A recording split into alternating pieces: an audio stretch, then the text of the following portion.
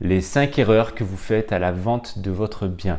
Bonjour les amis, pour ceux qui ne me connaissent pas encore, moi c'est Michael Deveza, conseiller en immobilier sur le secteur de Pignan et ses alentours. Donc comme je vous le disais les amis, aujourd'hui nous allons voir les 5 erreurs qui sont faites par les vendeurs et qui font que ça les empêche de vendre leur maison ou leur appartement en règle générale.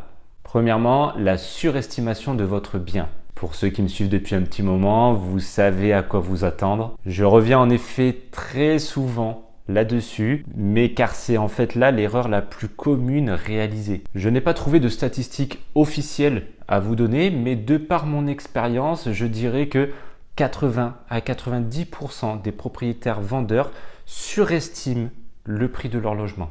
Que ce soit tout simplement par des sentiments, des émotions liées à des souvenirs ou alors tout simplement par orgueil. C'est pas en mal que je dis ça, mais bien souvent, on voit des propriétaires dire « Non mais attends, ma maison, c'est quand même la plus belle de tout le quartier. Donc forcément, je me dois d'être bien au-dessus de tous les autres. » Dans tous les cas, nous sommes toujours bien au-delà du prix réel du marché. Et de ce fait, non seulement personne ne vous fera jamais d'offre, ou en tout cas tout du moins pas l'offre que vous vous attendez, mais au final, le jour où vous vendrez, ce sera bien en dessous du prix du marché. Et ça par contre, c'est statistiquement, bref, c'est prouvé quoi. Mais je ne vais pas m'attarder trop sur ce sujet. Si vous souhaitez en savoir plus, je traite cela dans diverses vidéos précédentes. Je vous invite donc juste à aller jeter un petit coup d'œil.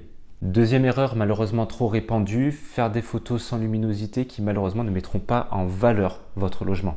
Saviez-vous que vous avez seulement 2 secondes pour donner envie à un internaute de cliquer sur votre annonce plutôt qu'une autre?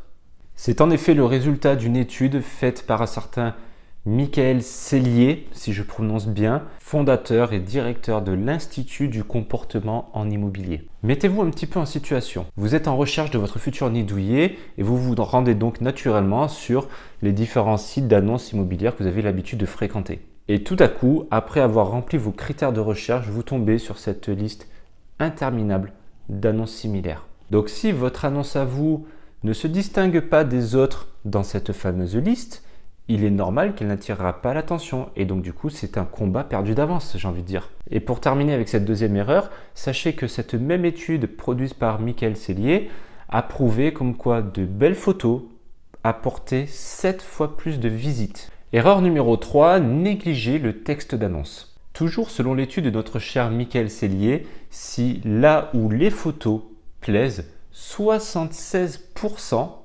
s'attarderont alors sur le texte d'annonce qui est en dessous. Cette conclusion est en fait tout à fait logique si on y réfléchit bien, car c'est après avoir validé que ce qu'il a vu en photo correspondait bien à ce qu'il recherchait, qu'il cherchera donc à en savoir plus. C'est pourquoi il vous faudra sortir votre plus belle plume pour donner envie à cet internaute de vous appeler rapidement. Objectif ici, le faire rêver pour lui donner la sensation qu'il ne faut surtout pas que cette affaire lui passe sous le nez. Alors s'il vous plaît, on arrête avec les textes pompeux, avec un descriptif complet de chacune des pièces qui, au final, ne va même pas donner envie à cet internaute d'aller jusqu'au bout de votre texte. Erreur numéro 4, faire visiter son appartement ou sa maison sans stratégie de visite. Alors faire de bonnes visites, ça ne s'improvise pas, ça s'apprend et ça se prépare. Quand on sait que ce sont dans les 90 premières secondes que se déclenche le fameux coup de cœur, ce serait quand même dommage de passer à côté, je pense, non? Alors pensez bien à commencer par le point fort de votre maison pour ensuite garder un sens logique et sensé.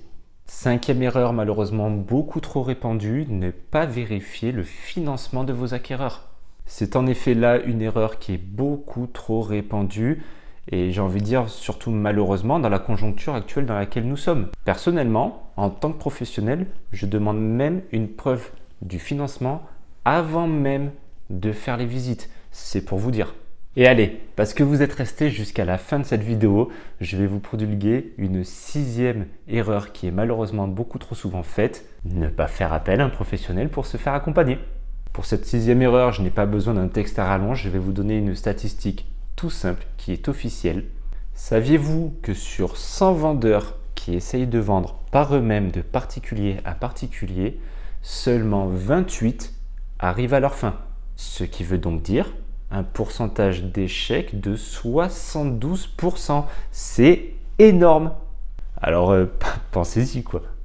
Et voilà les amis, nous en avons terminé avec cette vidéo. J'espère qu'elle vous aura plu, j'espère vous avoir appris quelque chose. Je profite de l'occasion pour vous rappeler comme quoi je mets à votre disposition un e-book. Cet e-book, je l'ai conçu spécialement pour vous aider à ne pas faire toutes ces erreurs. Vous retrouverez le lien de téléchargement en description de cette vidéo. D'ici là, je vous souhaite de bonnes visites, une bonne vente et je vous dis à très vite pour une prochaine vidéo.